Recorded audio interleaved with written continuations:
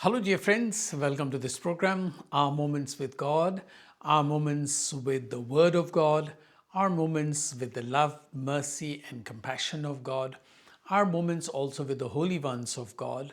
And today I introduce you to such a holy one which will also connect us to the Word of God, because I always begin my program, Our Moments with the Word of God, and always invite ourselves to look into our own lives if the Word of God is making any impact in our life, or if it can make an impact in our life. Certainly, many people have found great conversion stories through the Word of God, as we shall see today also. And I invite you also to be co missionaries with me by simply sharing the videos with others and asking your friends and groups to please subscribe to the channel so that we reach out to more people. You see, I am standing here in the midst of many books, a big library, because today the church celebrates the feast of Saint Jerome. Here is Saint Jerome, and here, as you can see, I am standing also with a big biblical commentary, the New Jerome Biblical Commentary. I'll come to that in a moment. Saint Jerome was born sometime in 342 or 345, it's not very sure, and died on the 30th of September today in 420. So he lived in the 4th and the 5th century. He was born in Dalmatia, which is currently Croatia, and then he went to Rome to study. He was born, of course, of a Christian family, Catholic family, but then was not very interested in faith at that time. He studied philosophy, he studied Latin, he studied grammar, he studied rhetoric. So he studied and was very busy with, volumes and volumes of books.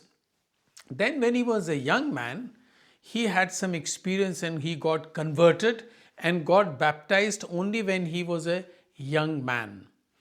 Then, of course, he dived into learning more Hebrew, and of course, then he became the secretary to the Pope and also his librarian. That's why I'm standing here in the library. And as he was busy in the library, he got interested, of course, in reading more and more and searching the Word of God and researching the Word of God.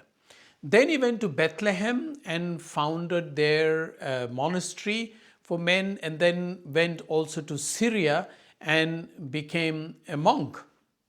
Then he was so interested in the Word of God that he sat down to translate the whole Bible, not every book of the Old Testament, but first the whole of New Testament, and then many parts of the Old Testament he translated, and then the translation of his work became quite popular, and it is known as the Vulgate. So most of people during our studies as young priests, then more than 50 years ago, we studied from the Vulgate, and the Vulgate was something that was always quoted upon. And he did not just translate; he also wrote commentary. You see, this is the New Jerome Biblical Commentary, which means that what he had written, they keep on updating that. Different cardinals or popes commission that. What I want to say is that when, however intelligent you may be and however deep you may be in books, if you are really honest and in touch with God, suddenly you will come across with the Word of God. Therefore, don't forget, I always begin my program, Our Moments with God and Our Moments with the Word of God. Remember, I suppose you have noticed that, because it is the Word of God that can make us very rich. Rich not in the financial terms, but rich in our spiritual life. He was quite famous. Of course, he also got into controversies with people because a lot of them were giving wrong interpretation of the Bible, and he had studied it properly. So he got into a little bit of controversy as well with people, and which is fine. Actually, intellectual controversy or debate, as long as you are convinced of what you are reading and have researched, you can get into debate with people. I am particularly mentioning that because I know a lot of people who do not know the Bible very well, but pick up one sentence of the Bible and start a new church. I often mention this. And then they think that they know everything, that the Catholic Church is bad, they believe in Mother Mary, all that kind of thing starts. And then there are simple people who follow them without knowing their own faith, without knowing in detail what the Word of God is saying and what it means. They blindly follow. And I warn people against that.